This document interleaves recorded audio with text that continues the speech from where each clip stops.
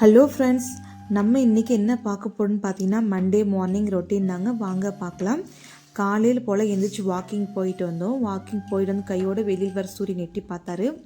சூரியனுக்கு ஒரு good morning சொல்லிவிட்டு வீட்டுக்குள்ளே வந்தாச்சு. எப்படி கடிகாரம் ஓடிட்டே இருக்கோ அதே மாதிரி நானும் ஓடிட்டே தான் இருக்கணும். எப்படி கடிகாரத்துக்காவது மாஸ்க் ஒரு டைம் செல்லு போடணுன்னு சொல்லிட்டு இருக்கும்.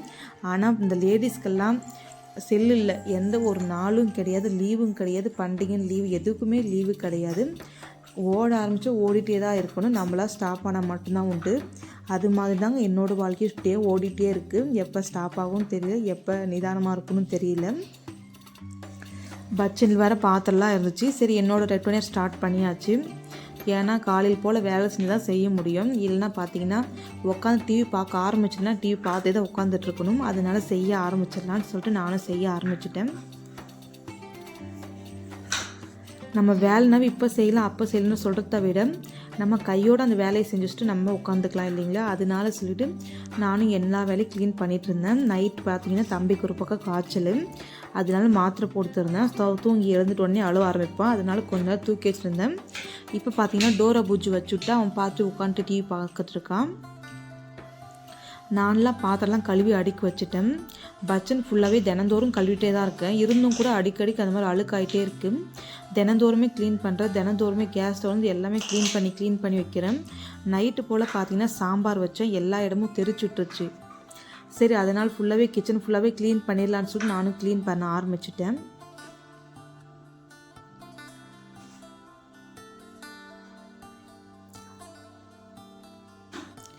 வீடெல்லாம் ஒரு குப்பையாக இருந்துச்சு. தம்பியெல்லாம் வீட்டுக்குள்ளே பொம்மை வச்சு விளையாடுறான். தண்ணி ஊற்றி மண் போட்டு எல்லாம் விளையாடுறான்.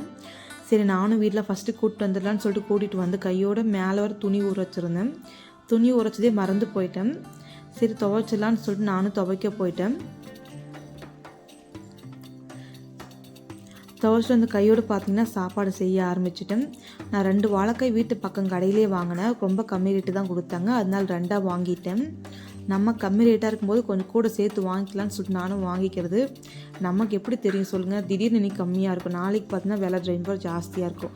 அப்புறம் நம்ம நினைப்போம், அட நேற்றே நம்ம வாங்கியிருக்கணுமே, எதுக்கு இப்படி தேவையில்லாமல் இன்றைக்கி வாங்கி இவ்வளோ காசு வேஸ்ட் பண்ணுறோன்னு நினச்சிருப்போம். அதனால கம்மியாக இருக்கிறதுனால 2 வாழைக்காய் நான் வாங்கிட்டேன். சரி, ஒரு வாழைக்காய் பஜ்ஜி போடுறதுக்கு இன்னொரு வாழைக்காய் குழம்பு செய்யலான்னு சொல்லிட்டு ஒரு வாழைக்காய் எடுத்து வச்சுட்டேன்.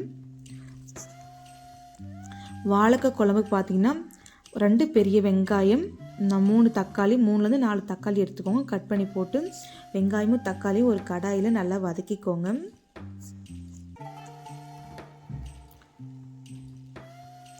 பச்சை வாசனை போகிற வரைக்கும் நல்லா வதக்கிக்கோங்க. கூடவே நான் 1/2 மூடி தேங்காயும் கட் பண்ணிக்கிட்டேன். 1/2 மூடி தேங்காய் கட் பண்ணி வச்சுக்கிட்டேன். வாழைக்காய் வந்து ரொம்ப பெருசாக இருந்ததுனால மேலே இருக்கிற நாரெல்லாம் உரிச்சு எடுத்துட்டேன். பெருசாக இருக்கிறதுனால 4 துண்டாக கட் பண்ணிக்கிட்டேன்.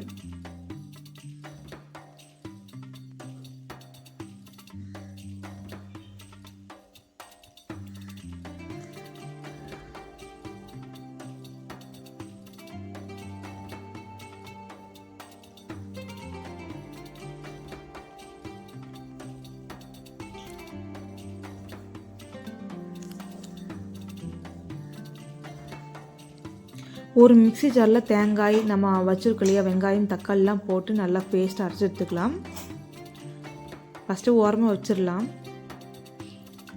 நம்ம வெங்காயம் தக்காளி நல்லா ஆறுனதுக்கப்புறம் எடுத்து மிக்சியில் போட்டுக்கோங்க, இல்லைன்னா ஃபுல்லாக தெரிச்சு விட்டுரும். நல்லா அரைச்சி எடுத்து வச்சாச்சு. இப்போ நான் அதே கடாய் எடுத்து வச்சுக்கிட்டேன்.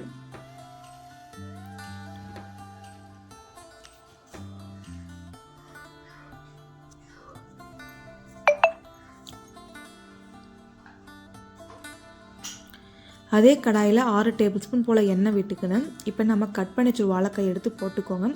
நம்ம வந்து வாழைக்காய் போடும்போது அடியில் அடி பிடிக்கும். கண்டிப்பாக வாழைக்காய் நம்ம செஞ்சாலே அடியில் கெட்டியாக பிடிச்சிக்கும். அதுக்காக நம்ம என்ன பண்ணுறோன்னு பார்த்தீங்கன்னா மஞ்சள் தூளும் உப்பு ஆட் பண்ணிக்கோங்க. அடியில் ஒட்டாமல் இருக்கும். அடியில் ஒட்டியிருந்தாலே வந்துடும்.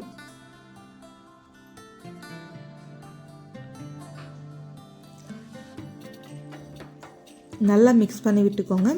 இது கூடவே நம்ம குழம்பு மிளகாய் தூள் 1/2 டேபிள் ஸ்பூன் சேர்த்துருக்கேன். உங்களுக்கு எவ்வளோ காரம் தேவையோ அந்த அளவுக்கு நீங்கள் சேர்த்துக்கோங்க. ஒரு கரண்டி வச்சு நல்லா மிக்ஸ் பண்ணி விட்டுக்கோங்க.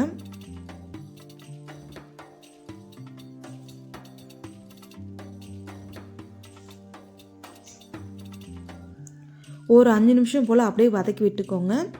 இது கூடவே நம்ம இஞ்சி பூண்டு பேஸ்ட்டு 2 டேபிள் ஸ்பூன் போல் மிக்ஸ் பண்ணிக்கோங்க.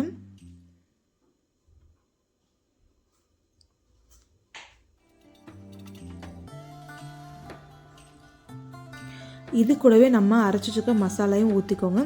மசாலா தேங்காய், வெங்காயம், தக்காளி அவ்வளோதாங்க, 3 மட்டும் தாங்க அரைச்சிருக்கேன் நான்.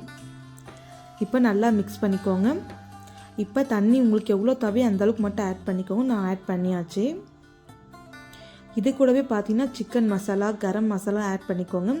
கரம் மசாலா பார்த்தீங்கன்னா கொஞ்சமாக 1/4 டேபிள் ஸ்பூன் குறைவாக தாங்க ஆட் பண்ணணும். ஏன்னா நீங்கள் அதிகமாக போட்டிங்கன்னா குழம்பு நல்லா இருக்காது, ரொம்ப மசாலா வாசனை அடிச்சிடும். இது கூடவே பார்த்தீங்கன்னா சீரக பொடியும் கொஞ்சம் போட்டுக்கிட்டேன்.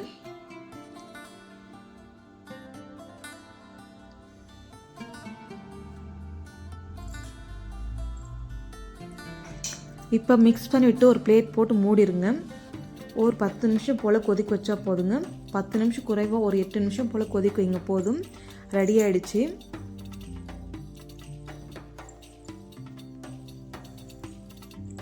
அவ்வளோ ஃப்ரெண்ட்ஸ், ரெடி ஆயிடுச்சு. குழம்பு நல்லாயிருக்கும்.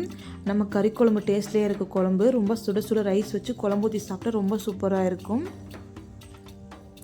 இது கூடவே நான் முன்னாடியே ஒயிட் ரைஸ் வச்சுட்டேன். இப்போ நானும் தம்பியும் சாப்பிட போகிறோம். அதுக்காக ஒரு பிளேட்டில் குழம்பு சோறு போட்டுக்கிட்டேன். பிடிச்சிருந்தால் லைக் பண்ணுங்கள் ஃப்ரெண்ட்ஸ், கமெண்ட் பண்ணுங்கள், மறக்காமல் சப்ஸ்கிரைப் பண்ணுங்கள். தேங்க்யூ ஃப்ரெண்ட்ஸ், பார்க்குற எல்லாருக்குமே.